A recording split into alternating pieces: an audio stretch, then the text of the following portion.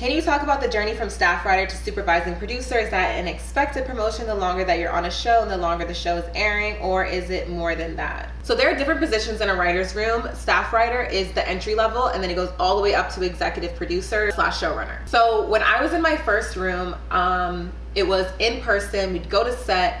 I was a staff writer, and to be honest, it's not very common to hear shows sending staff writers to set for all of their episodes. But I was very fortunate that I was on a show that did that. So that was my staff writer experience. Now, normally when you're on a show, your positions are negotiated in your contract. So let's say you signed a 3-year deal with a show. So your first year, it will say you're at staff writer. And then if your reps are good, they negotiate a promotion every single year. So that year 2, you'll be a story editor, and year 3, you'll be at ESE. Really, all you have to do is do well at work, and then when you come back the next year, you'll be promoted. But again, I wasn't on the same show throughout my entire career in this industry. So what happened in my case was that as I went to different shows, my reps would negotiate a promotion. So I started out as staff writer at a staff writer level, and then the next show that I was on, my reps negotiated us to be at the story editor level. And then the next show that I was on, my reps negotiated us to be at the ESE level, and so on and so forth. I would like to know how to land a job in the screenwriting industry and what qualities and skills industry professionals are seeking when hiring new writers. 1, are you a good writer? If the answer is yes, the next thing they're looking for is, well, are you a collaborative writer? Because a big part of being in this industry is collaboration. You have to be able to take notes with grace.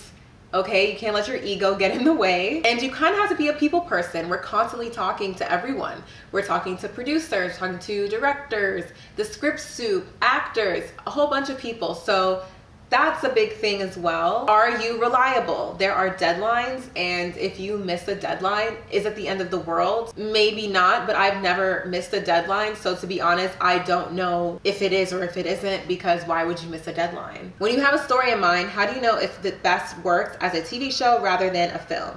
I'm gonna tell you the easiest way you know if it's a TV show or a movie. Is there an episode 2? And then beyond, is there an episode 2? Is there a season 2? Is there a season 3? Can you see this going on for multiple seasons? If not, write that 2-hour movie and keep it moving. Because if you're trying to sell a TV show, the main thing that people ask is, what is the story engine? What's gonna keep this story going for years and years and years and years? And so if you can't answer that question at all, it's a movie. Can you ask basically my coworkers if you need to do some sort of writing degree? I can tell you right now the answer is no. And the reason I know is because I have one. And let me tell you the number of times that somebody has cared that I went to NYU and have a degree from NYU in writing. Nobody cares. Nobody asks. Like, you know, in other industries, it's like, oh yeah, I have a degree in marketing, which proves that I'm qualified in marketing.